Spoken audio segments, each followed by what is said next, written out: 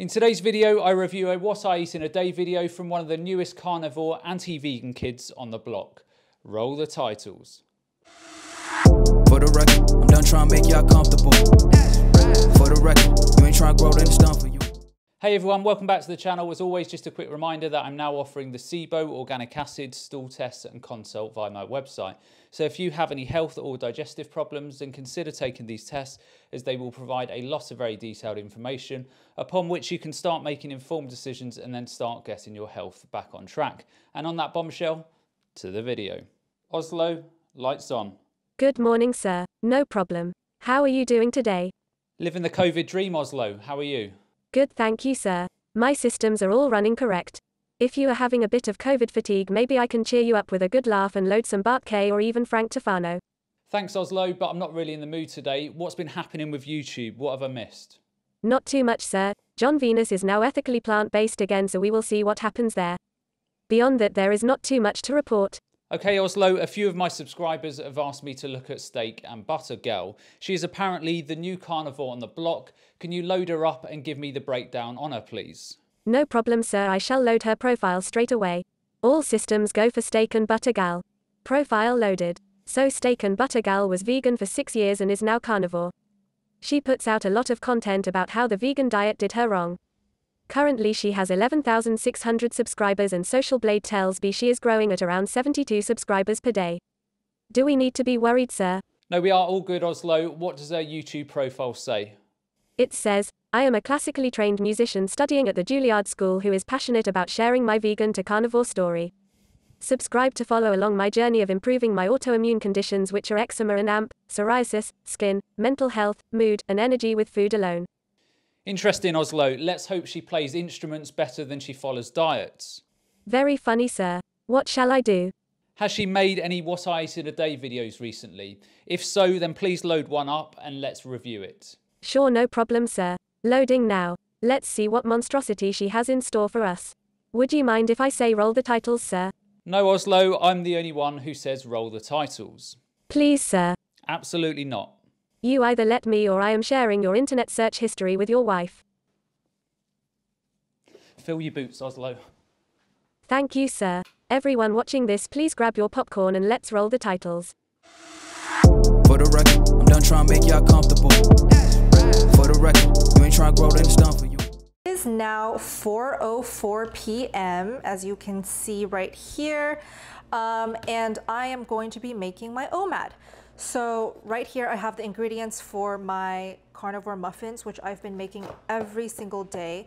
I will be eating this whole carton of eggs. I eat 12 eggs a day. Okay, so Steak and Butter Gal has started her OMAD day of eating at 4 p.m. in the afternoon, having only had some coffee for breakfast. Starting with those eggs, you are looking at 818 calories. In terms of protein, she is already well over double for most of her essential amino acid protein requirements. Now, nobody can argue that there is a decent amount of nutrition in those eggs. In those eggs alone, she has already hit her protein, selenium, phosphorus, vitamin A, B12 and vitamins B2 and B5 requirements for the day. But with that amount of animal products, it comes with a cost. In those eggs, we have 1,969 milligrams of cholesterol and 17.2 grams of saturated fats. So let's see where the meal goes from here. Frankie's free-range meats, grass-fed ground beef with meat byproducts. As you can see, there's not only beef, also there is heart, liver, kidney, which is freaking amazing. And I do not taste the organs in this one. It is so good, guys. I've been doing this every day. A whole pound of beef. So I see she loves a bit of Frank's meat. No, leave it, just leave it alone. So again, there is obviously various nutrients in that ground beef. So Steak and Butter Gal is at 335% of her daily protein requirements. And in terms of vitamins, she has now hit her B3 and B6 levels. And in terms of minerals, she has also hit her zinc requirements. Again, however, you don't get that nutrition without a cost. That takes her saturated fat intake to 41.4 grams, which is double the daily recommended amount. And that is without anything else that she's going to be eating throughout the day. And in terms of cholesterol, she is up to 2,250 milligrams. With 12 eggs and a side of frozen liver.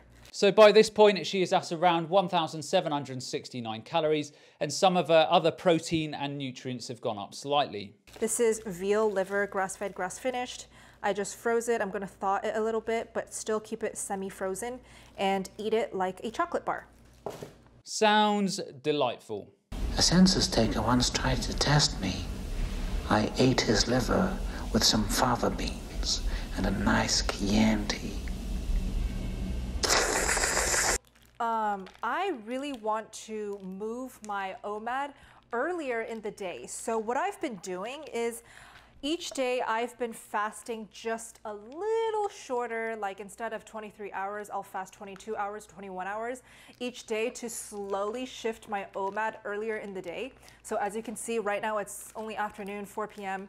And I'm having my OMAD. If you've been following me, you all know that I love eating my OMAD really late at night, like sometimes as late as 11 p.m. And I realized that maybe it's not so good for when I'm sleeping. I'm still, you know, digesting all the steak and protein, fat, trying to eat earlier so I have more time to digest. Do you think that maybe very soon she will realise that not only is it not great for your body's circadian rhythm to eat that late at night, but it's really not that great to eat all of that protein, saturated fat and cholesterol, period. That aside, I do think it's very sensible for steak and butter gal to eat much earlier in the day. Scientists like Professor Sachin Panda, who is one of the world's leading scientists on circadian rhythms and cellular biological clocks, has repeatedly shown how destructive it is on your body if you are eating late at night. And this applies to all diets from vegan, keto, and even carnivore. And move around to, you know, burn off any extra food sitting in my stomach. And hopefully it'll help me sleep better. Which, I mean, I have already noticed. Eating now around afternoon and having like 7 hours to digest, I definitely can go to bed without feeling like I have a rock in my stomach. Funny that, because the carnivore diet is supposedly the best diet for digestion. I definitely noticed that I can sleep better. I fall asleep much faster too, actually. And I'll actually feel sleepy earlier. So I like that because then I can get in bed by 10 p.m. and then wake up nice and alert and energized by 7 a.m. So that's what I've been doing. Maybe all of that food that you were eating was having a negative impact on your melatonin and sleep hormones. Just throwing that out there. Also, in terms of waking up and feeling vitalized, if that is the case, then why does she need 150 to 200 milligrams of caffeine in the morning? I do recommend that you ladies and gentlemen eat your OMAD earlier in the day, at least no later than 7 p.m. Because I made a mistake of eating like 8, 9, 10, 11 p.m.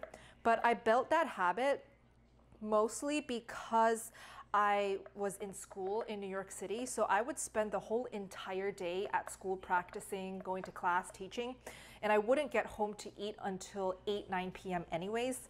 I don't even know what to say. Let's just move on. So now that I'm home with family and I have the freedom to, you know, build my schedule however I want, I can just eat right now, which is a very nice pleasure and gift. So eating is certainly a pleasure and a gift, but eating is certainly not a sacrifice for a busy daily routine. If you want to know how to make my carnivore recipe, my carnivore muffins, it's up on my YouTube channel. I will link it right here, also down there. Don't think so. So yeah, I've been eating about 1 pound of meat and organs with a side of more meat if I'm still hungry. So I'm gonna be seeing if I'm still hungry after this meal. But I'm having 12 eggs today as well. So that probably should fill me up a lot.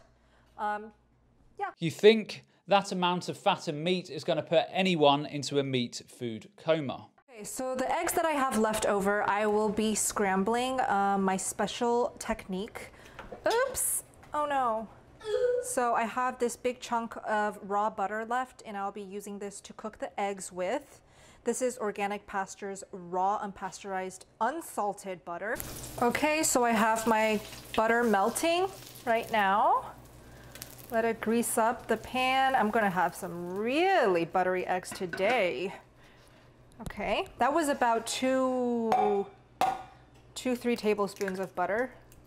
And I'm just gonna crack. That takes the day to 47 grams of saturated fat, 3.5 grams of trans fat, and 2,395 milligrams of cholesterol. But at least she is sleeping better. All of the eggs into the pan. Like that. It's okay if they break because I'll be scrambling them anyway. Now guys, I really like to scramble my eggs after I have cracked them into the pan because I let the egg whites cook a little bit and then I start mixing everything up so the yolks can stay as raw as possible because all of the nutrients and beautiful vitamins, skin healthy stuff is in the yolks. But the problem is the egg whites are hard to digest if it's not cooked. So nature's perfect food is not easy on digestion apparently. So as the carnivores would say, how hard can it be if there is no fiber in the food? So this way is perfect. Okay, so here's a trick for the impatient ones like me. Just blast the egg whites on high for no more than a minute and then bring it down to like low, medium, and then you scramble. You see how the yolks are still very much raw, but the egg whites are really quite cooked. This way, when you scramble, it's gonna be perfect balance, really yummy and juicy, super yolky, but also very digestible. I wouldn't tell Sverige that you need to cook those eggs to digest them. So just keep scrambling like so.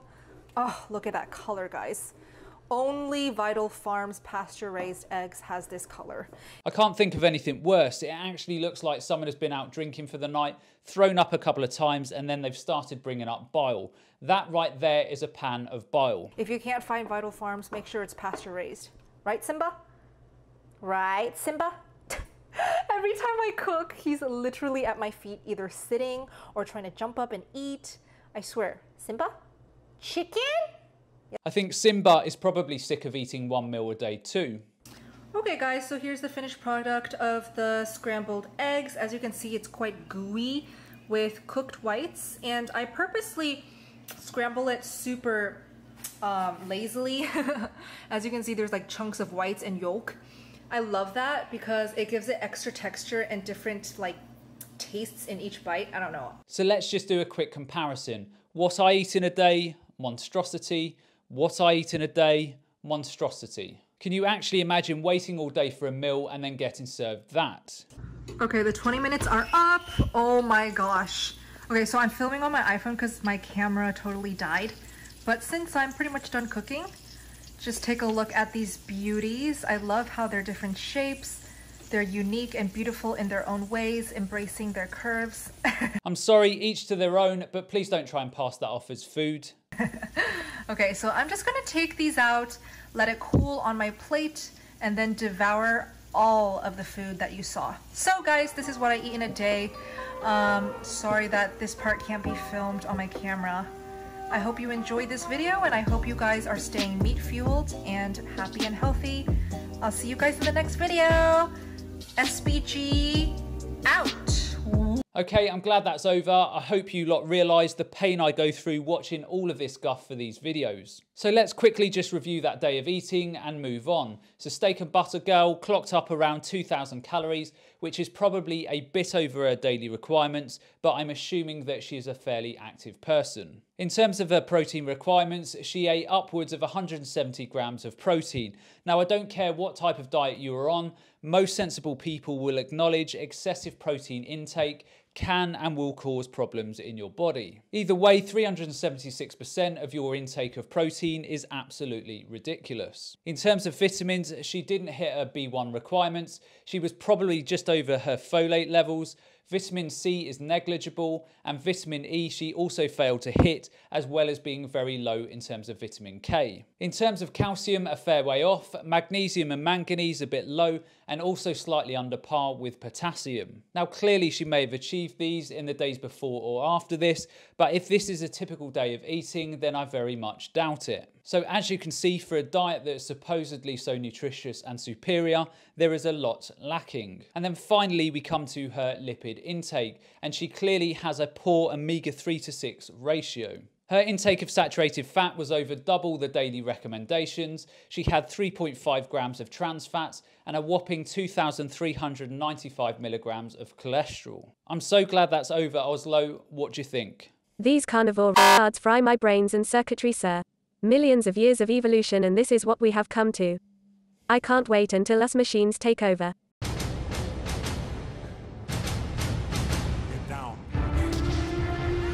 Is it okay if I take a nap now, sir? That is if you have done with me today. Yes, no problem, Oslo. Thanks for your help today. No problem, sir. And remember to look after your body, everyone, because it's the only place you have to live. Bloody liberties.